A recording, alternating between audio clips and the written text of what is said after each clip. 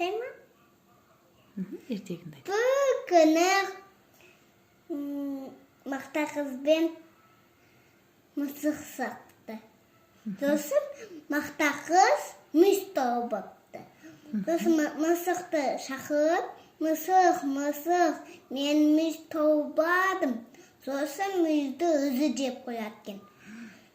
Мақтақыз, сен мені неге шақырдың? Мен болсам мүйізді жеп қойдың. Неге сен мен мүйізімді жеп қойдың? Бұны болса мен сен күтінді жубан қайташы мен күтінді. Не, ондай сөз емес, құйрығымды де. Құйрығымды. Сосын мысық болса, сүтті түк жабайды. Ой, апасының сүтіне.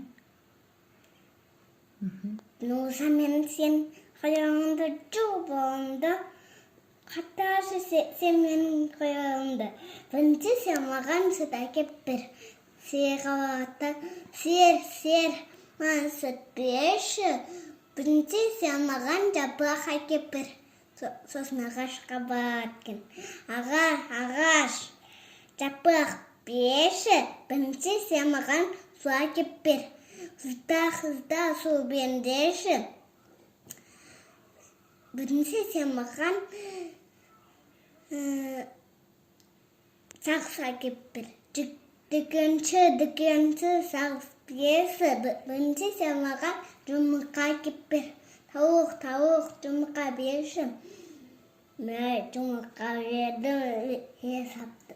Сосын жұмыртқаны дүкеншіге бер сапты. Дүкенші болса сағыз бер сапты. Сосын қызда болсам